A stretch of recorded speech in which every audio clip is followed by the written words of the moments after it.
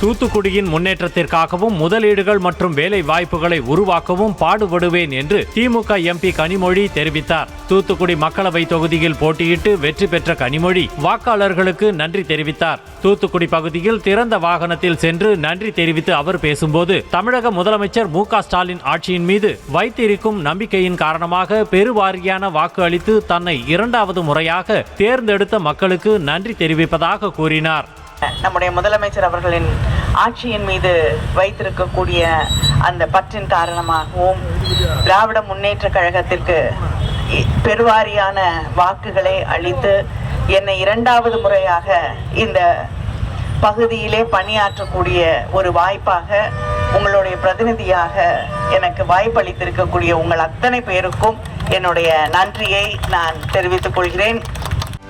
செய்திகளை உடனுக்குடனும் துல்லியமாகவும் தெரிந்து கொள்ள சப்ஸ்கிரைப் பண்ணுங்க.